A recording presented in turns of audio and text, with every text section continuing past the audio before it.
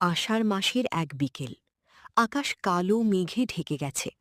টিনের চালের উপর টুপটাপ বৃষ্টির শব্দ পড়ছে। গ্রামের ছোট্ট বাড়িটার উঠোন জলে ভরে গেছে।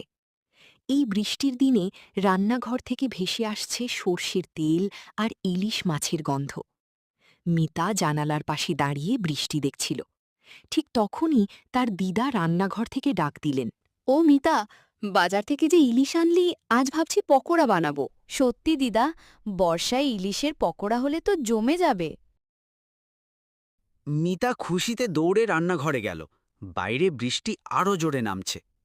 দেখ, আগে মাছগুলো ভালো করে ধুয়ে নে। আচ্ছা দিদা। মিতা আলতো করে ইলিশ মাছ ধুচ্ছিল।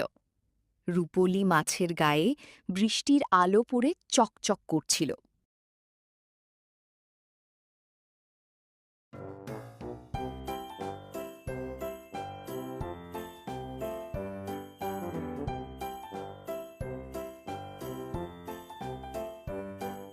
এবার বেসন, কাঁচা লঙ্কা আর একটু কালো জিরে মেশা। দিদা, তোমার হাতের রান্নার গন্ধই আলাদা। রান্নাঘর ভরে গেল কাঁচা লঙ্কা আর সর্ষের তেলের গন্ধে।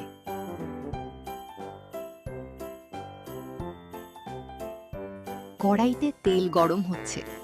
বাইরে বিদ্যুৎ চমকালো। তারপর ছাঁ! ইলিশের পকোড়া তেলে পড়তেই মচমচে শব্দ উঠল। উফ, কি সুন্দর গন্ধ! এই গন্ধেই তো বর্ষার আসল সুখ। বৃষ্টি তখনও ঝরছে। দুজনে জানালার পাশে বসে গরম গরম ইলিশের পকোড়া খেতে লাগল। দিদা, এমন দিন যেন বারবার আসে। দিন তো আসবে যাবে, কিন্তু এই ছোট ছোট সুখগুলো মনে থেকে যায়। বাইরে বৃষ্টি পড়ছিল নিরন্তর, আর ছোট্ট সেই বাড়ির ভেতরে গরম ইলিশের পকোড়া আর ভালোবাসার গন্ধে ভরে উঠেছিল পুরো সন্ধ্যা।